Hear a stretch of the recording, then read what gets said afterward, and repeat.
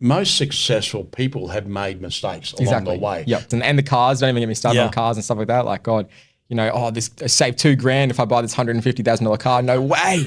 Sign me up. What?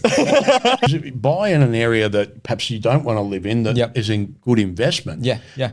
And what that does is actually gets you into the market. Exactly. I'm saving money, which means I'm earning the difference. They call that girl math, I've heard. This is the money you save. So, podcast, episode 1. We don't have a name for it yet. I don't know what we'll call it. Episode 1 podcast with Paul Marshall. Introduce yourself, Paul. My name's Paul Marshall. I'm the state manager in Queensland and Northern New South Wales for Outsource Financial. Yep. I've been with Outsource for about 8.5 years now. In the lending game for just a bit over 30 years. Yep. Awesome. So a bit of context. Obviously, I'm a mortgage broker. I aggregate through Outsource Financial. I'm only sort of new into Outsource Financial, but I'm loving it so far. Paul's been an unreal mentor. And if you don't know Paul, jump on and give him a call and pick his brain about everything you want to hear about finance. The best thing ever. So basically what we want to talk about today is consumer debt and how people normally put themselves into a really, really bad financial situation and don't know how they got there, genuinely think they just woke up to it one day and don't understand the small things that compound into really big things. So what's something that you've noticed people do and ways that you think that people should go about when they're in a situation like this? Yeah, absolutely. I mean, I guess, when we're young, not always when we're young, it's just that we get into circumstances and people don't think, I'll just go out and get bad debt. Yep. It's a circumstance where they want a car or, let's say that they're saving up for Christmas and it's easier to go and, these days to go and do buy now, pay later schemes or get a credit card. And, you get a credit card and when you're spending money on a credit card, you don't realise how much you're spending. Exactly. Credit cards companies put their limits up quite frequently. Yeah. And it's with credit card debt, it's really hard to actually reduce your debt rather than increase it. They'll increase it. Nothing. Yeah. Very easily. But if you want to reduce it, there's quite a rigmarole to go through to actually reduce your limit. Yep. So people just don't bother. Yeah, exactly. And then all of a sudden they've got 3 or 4 credit cards at $10,000 a piece. Yeah. Plus a personal loan for a car. Yep. Maybe they might have done an unsecured personal loan because they want to go on holidays or whatever, and all of a sudden they're at 50, 60 grand. Exactly right. And that's when the realization comes in that they go, oh, crap. Yeah, what am I going to do? Yeah, and then it becomes a cash flow issue. Exactly, right? yep. So people are then thinking, well, geez, I've got, my cards are maxed out. They're at 20-odd% interest. My personal loans are, just the interest or the minimum repayments on those can be quite high. Yep. And it's not always easy to consolidate those into one debt. Exactly. Generally because of the amounts. But, that's probably my advice to people who are getting themselves into those sort of situations is try to consolidate it into one debt first of all. Yep. Stay away from the how can I put it? Like the kind of, the lenders that really offer quick turnarounds for approvals and all those where, yes, you'll get a quick turnaround, but it'll be at 30% at a cost. Interest, exactly right. Yep. And, there's a lot of facilities like, Wallet Wizard and Jacaranda and Fox Loans. They're all kind of shark loans, Exactly. You really want to get yourself in a position where you're just paying, all your credit cards, make sure you're keeping on top of them. Yep. Make sure if you are falling behind or you're getting into a position where you perhaps can't make some repayments, don't put your head in the sand. Speak to the bank. Exactly. Right? Don't go and get more debt to pay off other debt. Correct. I've seen people do that a lot. And then once you're in a good position, then you can consolidate all that debt with a normal, bank lender. Yep. And that'll reduce your monthly outgoing. Yep. And increase your cash flow. Exactly. So, and that's the only way to really do it. And then just stick to getting rid of that debt. Yeah.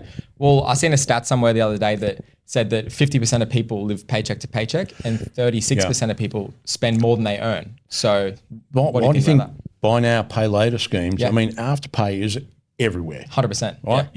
Yeah. There's not a shop you can go into now that doesn't have Afterpay. Exactly right? Yep. So that just goes now. Years ago, what did we have? We had lay-by, where people would then, put a deposit down and then pay it off, and then they get the goods at the end. Exactly. Nowadays, it's the opposite. Yeah, it's totally the opposite. We get the it's a good first. we get the goods, and then we pay it off over a paycheck. Right. So look, it's not a bad scheme. It's just that it perpetuates that bad debt. Exactly. But we all want it now and pay later. 100%. And that's exactly why it's called what it is. And so many people don't understand that if you can't afford it right now, you just genuinely can't afford it. Going and picking up some credit card or Afterpay or some scheme that's going to get you that money now, it's obviously going to cost you, sometimes double, triple, whatever you are paying, and it's going to be out of cost. You're going to lose cash flow. Just, did you really need that purchase that you did go buy? The amount of people that I know that go and put entire holidays on loans or cars and things like that. It's definitely not a need, it's a want. Exactly right, yeah. But we talk about the cost of what it costs us, right? So there's more cost, Riley, that in my eyes is that the cost is the effect that it has on your credit score. Yeah. So buy now, pay later schemes, while it was all those kind of what they call payday loans, they affect your credit score. So, and a lot of people don't understand what their credit score is and how to improve it and how to. But the thing is, every time you go and get credit, it puts a hit on your credit 100%, score, right? And depending on what that credit is, if you're getting credit through a standard bank, then that doesn't affect the score a great deal. As much, The moment you get an Afterpay or payday lender or some type of what they call a second tier lender, the score goes down. Exactly. And it'll stay down whilst you've got that loan. Right. So it's really, really important that we try and clear up those loans. So if you can get them refinanced and consolidated with a major lender, that's your best bet. And touching on credit scores, I've had a few people actually ask me, "Why don't you need a credit score to get a home loan or something like that?" Where a lot of the time, yes, but having a bad credit score is a lot worse than having no credit score. Like if you've got no credit history, you're definitely disadvantaging yourself, by getting a bad score, or racking up some consumer debt and not paying it back right. Spot on. Having no history, you're innocent until proven guilty. Where unlike the US, you need to build up from zero. Where Australia, it's not like that. You start off as we can trust you until you prove to us as the lenders that we can't trust you. And that's what's so different about what people understand in Australia versus what they hear and know in America, where people just think that's the same how it is, but it's not true. Yeah, I'd like to have a bit of a discussion around credit score too, because credit score that we see on Equifax, and it does play a part in when lenders are assessing a home loan. Yeah. And this is where, I guess, when we're young, we get a lot of consumer debt, I guess. Yep. Which does affect our borrowing capacity. So we've kind of got to get rid of that so we can borrow the amount that we need to buy a property. Yep. But if our credit score is low, there'll be some banks that when it goes into their system, it will automatically decline because you're below their algorithm. Now, just to make a distinction, banks' credit score is different to what you'll get on Equifax. Exactly. Okay. So it kind of plays a part, but it's only a small part, right? So your Equifax score will be reflective of how you pay your current debts and how long you've been in your house, all those sort of things. When a lender scores, they're scoring based around, again, how long you've been in your work, how long you've been in your home, which Equifax doesn't really take into account too much. It does take into account how you pay your debts, but it also takes into account, the proposal. If we're buying a property, which suburb we're buying it at, and the LVR that we're buying it at as well. How have we got consistent savings? All of those things go into what we call an algorithm, and it'll spit out what that credit score is. Exactly. And and a lot of people don't understand what their credit score actually means. I've noticed a lot of people just see the number and take that at face value of going, I'm in a very good or I'm excellent. That means I can just borrow whatever I want. But that doesn't mean you're going to get a good score with the lender. Exactly. And that's my point, right? So you might have a score of, let's say you've got a score of 840, which is a pretty good score, right? Everyone would say, that's a great score. But you might go to a lender and it still gets declined because your buying a property in perhaps not a very good area with a high LVR. You haven't got a great savings history. You might have just changed jobs and have been in your current job for only 3 months. So therefore, your 840 becomes to a lender under 500. Exactly right. And automatically declines because it doesn't meet their algorithm. Exactly. Right? And every lender has a different algorithm to what's their ideal customer. Yeah. Like a lot of people do take lenders as, if you at face value, you do think all the banks are the same, but they're all so unique in the way they operate, the way they assess, the way they lend.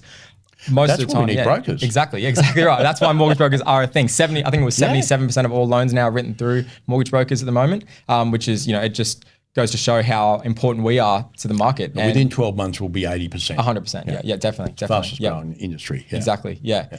And when you do look at the lenders at face value, yes, you might see that, you go, oh, look, Commonwealth Bank's yellow and, all these other ones are different colors. You go, what are they actually lending and why are we picking that bank? They're all very different in the way they do select and choose their type of client. They're very, very unique in the way they do that. So making sure that you go to the right lender for the type of loan you're trying to seek and get is very important. Well, that's a skill, isn't it? Yeah. So that's why a customer should go to a mortgage broker. Because the mortgage broker will understand, for the most part, you'll understand what the target market or the niches, the risk appetite of each bank has. So you're not going to put a customer to a bank where it doesn't fit within there. Exactly right. Their policy, So we've got to fit them, and that's the advantage of going to a mortgage broker is they've got that knowledge to be able to then place that in the right to the right lender to begin with. But it goes in deeper than that. I think, as a mortgage broker, you've got the customer's best interests at heart because you don't want that customer just for this one transaction. They want them for life, absolutely, You want them for life. So how many times you bank with, who you bank with right now? I got like 4 different bank accounts. So who's your main one? NAB's probably my main NAB. one. Yep. So when was if you had a loan with NAB, when was the last time NAB rang you or your parents, right? When was the last time they rang and said, hey, we're going to give you a cheaper rate? Yeah, never. Never, right? It never happens. Exactly. And we all go, we all want these banks, right? But they don't look after us. No, exactly right. So what you've got to do is don't worry about the bank. Worry about getting yourself a really good broker who can find you the best bank for your needs, not just for now, but also into the future. And they will always do, follow-up reviews. Usually every 2 years, we'll have a look at your situation and because situations do change. We work towards your financial goals, not, it's not just a transaction. It's because anyone can give you a rate, but if we've got a property, you still want to get that approved. You want to have your loan, but what's the end goal? The end goal is you want to pay off that loan, right? Or so how do we go about doing that? Like so we've got to have a goal set. We've got to have a strategy around paying off that property, and that ties into us doing reviews, making sure we're on track, having a look at different strategies, and paying off that loan long term, and then working towards that might be just one loan. You might decide, okay, well now we've got a bit of equity there. Let's go and look at an investment property. Let's look at our wealth portfolio. All those sort of things. Yeah, absolutely.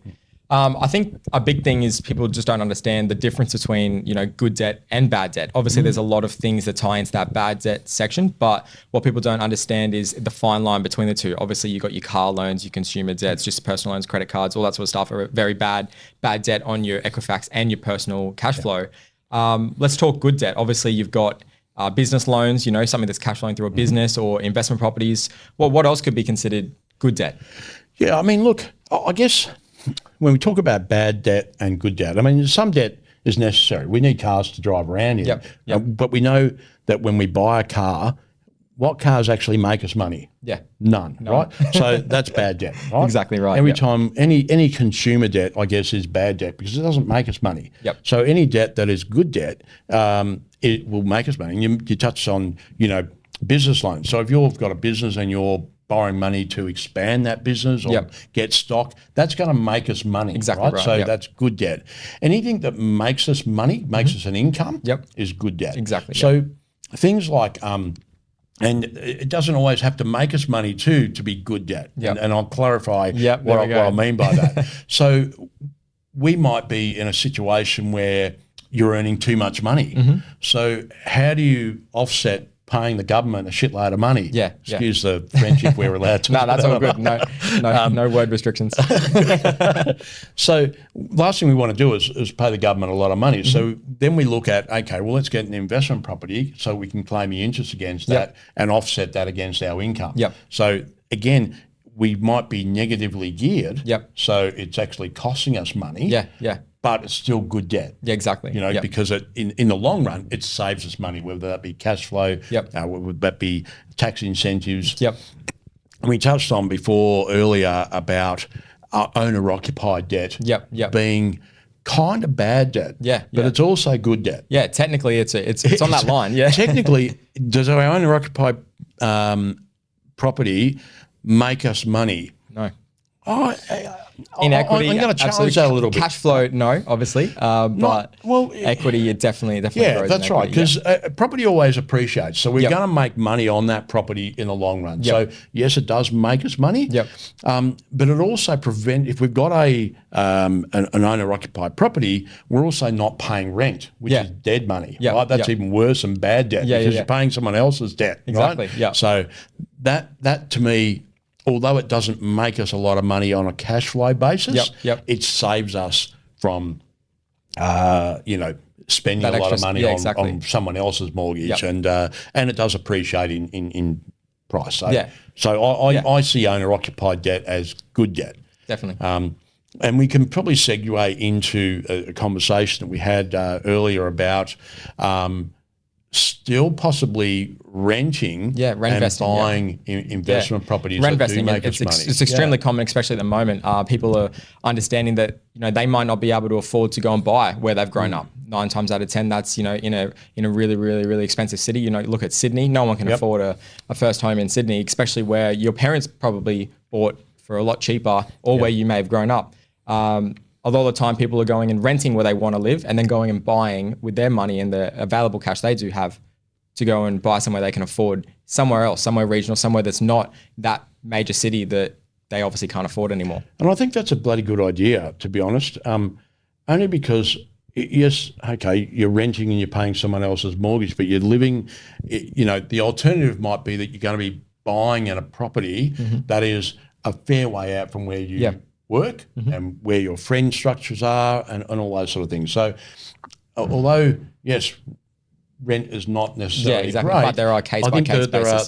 There's a means to an end. And certainly would I suggest renting and buying, yes, because buy in an area that perhaps you don't want to live in that is in good investment.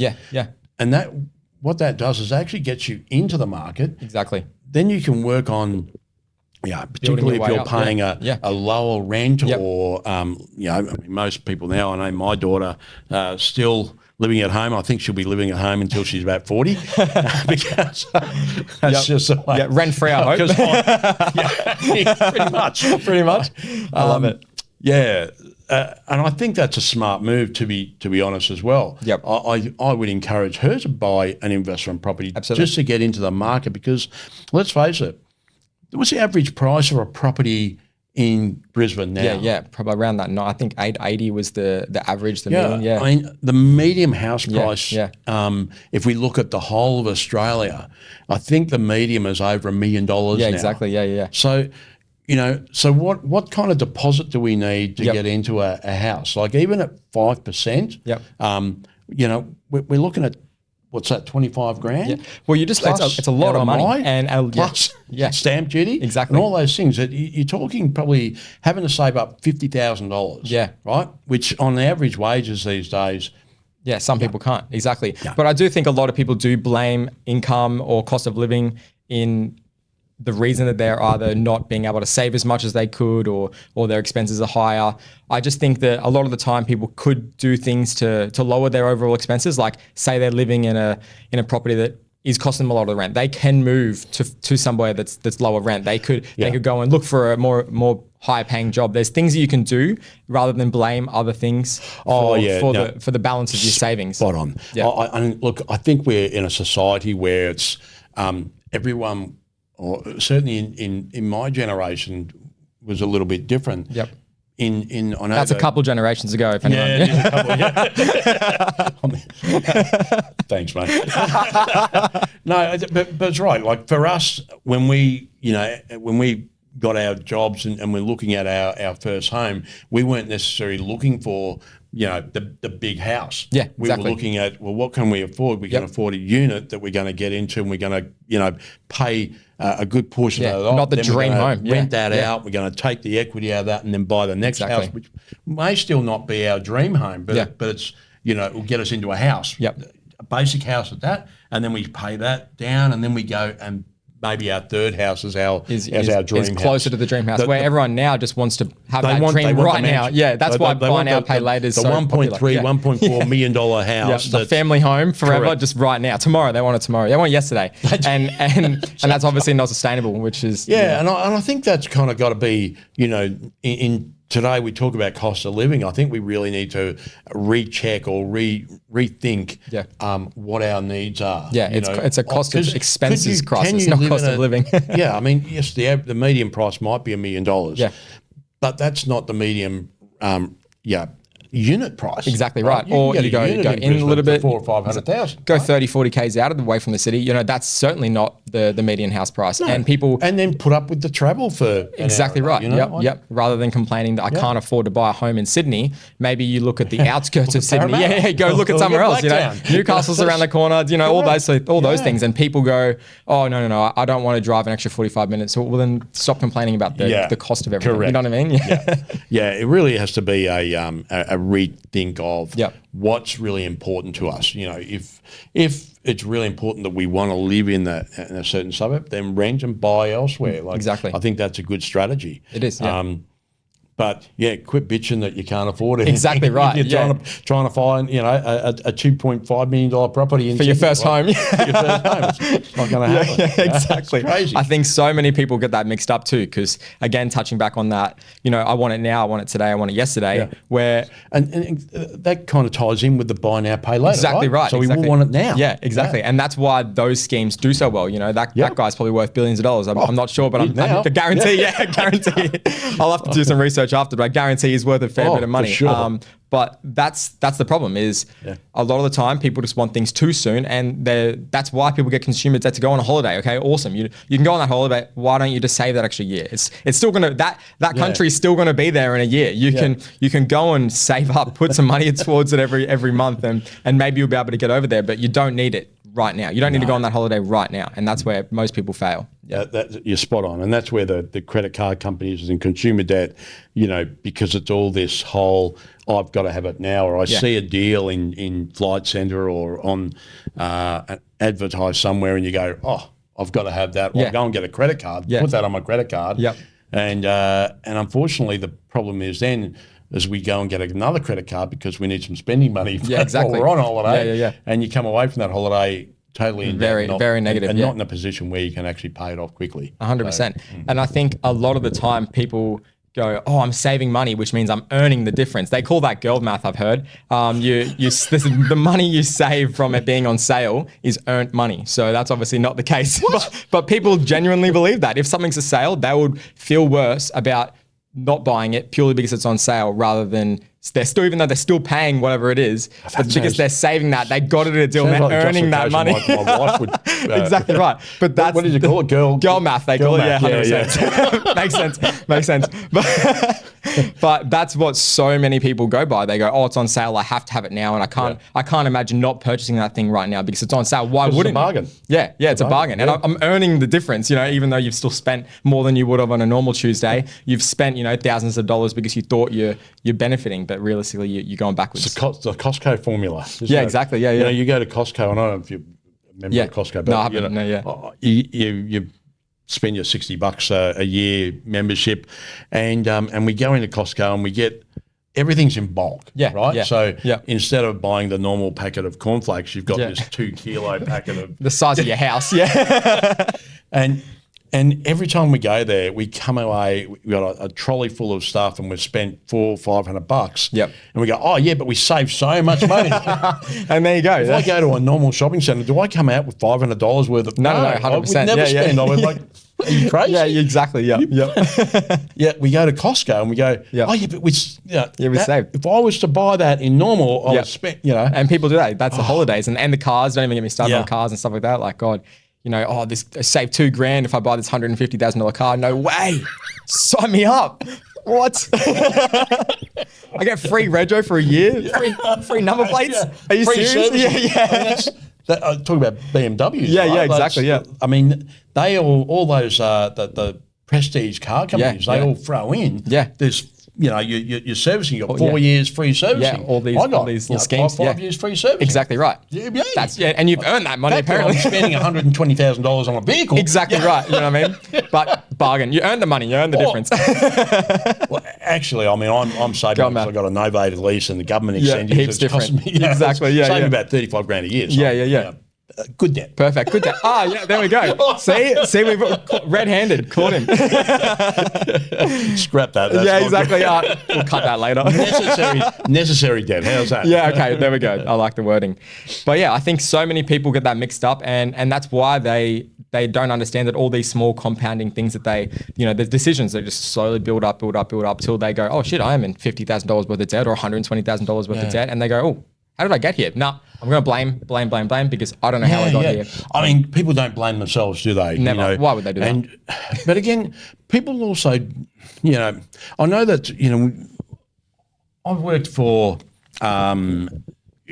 specialist companies before, like Pepper Home Loans. I worked for them for quite a few years. Working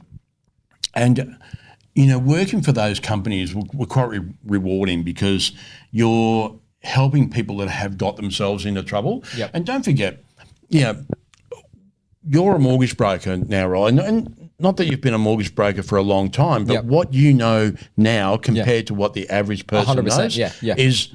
It's crazy. And more people should know. Like even that's why I do content every single day. And it's all about education. It's about education. I wish I knew these things before I become a mortgage broker. I can't believe that it's not taught earlier. It's not more normal to know these things. Even the whole rent vesting thing, people look at that as a scary thought, or even like, the Australian dream at the moment is what? Buy an owner occupier and then live in it for however many years and maybe get a car, maybe get a boat, maybe get a jet ski, then that's it. Why is the Australian dream not to have 4, 5, 6 investment properties, maybe a couple commercial properties? Why is that not the Australian dream? It is for some. Yeah, and it is, exactly, And, but I think the biggest problem with people is that, one of the things that we looked at working for a specialist lender is looking at the reason people got into strife. Yep. And they're, we look at, okay, this is what the past is. This is what the consequence of their past was. A credit report that looks pretty bad, right? Yeah.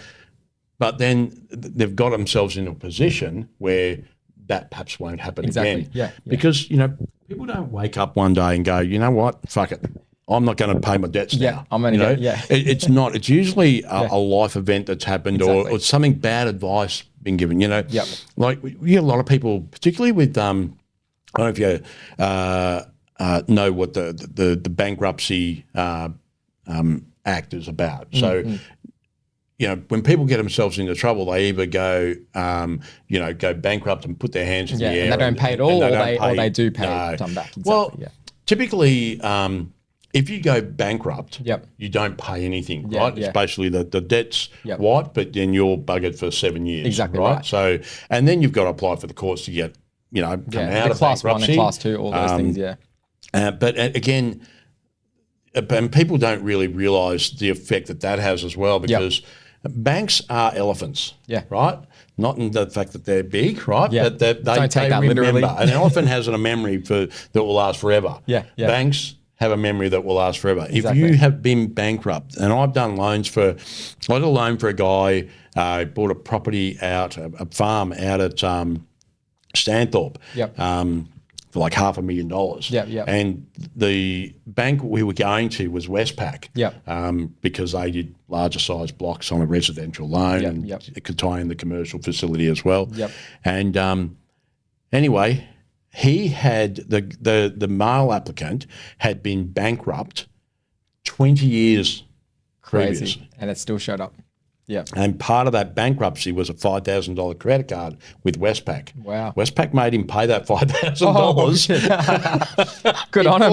They would do the approval. That's crazy. So, don't think that, okay, if you go bankrupt, just gone. It's and while we're on that, I've actually had a similar experience with a conversation I've had with somebody where they made a comment, which I still have nightmares about it. They said, "Oh, I'm starting this business, but it's okay. I know someone that's been bankrupt a couple of times before they got to that $1 million a year valuation or whatever it was. So I can risk being bankrupt a couple of times before I get to $1 million." So let's just unpack what the fuck that even means. What do you mean you can go bankrupt a couple of times before you become successful? That's not it's not a good strategy. I've never heard a strategy like that one. This is someone that is very misinformed. 100%. 100%. Yeah. Look, and they're kind of going on the premise that to be successful, you have to make, most successful people have made mistakes along the way. Yep. That's trial and error. Everything that we do, we go, oh, that's a great idea. Let's give that a go. And sometimes it'll work and it'll make us buy now, pay later scheme. So, they were kind of, who knew, right? Exactly, But now the guy's a millionaire, right? Yeah, I'm sure. How many other schemes did he try? How many other things did he try and fail at? Bankruptcy, not so much. Yeah, they're taking that too literally, like, they're failing to the full extreme of bankruptcy. You can have businesses go into liquidation and have, but as long as you pay your debts, right? It's very different to go, I'm bankrupt, I'm not paying anything. I'm not paying anything. That's really bad. And we have, different people get themselves into different situations. So if you're not self-employed and the form of bankruptcy there, or if you were going to pay that debt back, that's what they call a Part 9 debt agreement. Now, a Part 9 debt agreement, again, is part of the Bankruptcy Act and will stay on your credit report. And this is the problem where, a lot of people get themselves into debt, not unachievable debt. They could pay it off, but they just go. But they don't. So there is things like what we call debt mediators now, where they'll negotiate on your behalf to pay this over a longer period of time, and they halt the interest and all that, arrears charges and all those things that when they add up, all of a sudden you're gone from a 10 grand debt to 15, 20. And there 25. are options for people that are on the brink of that. Like, you don't have to.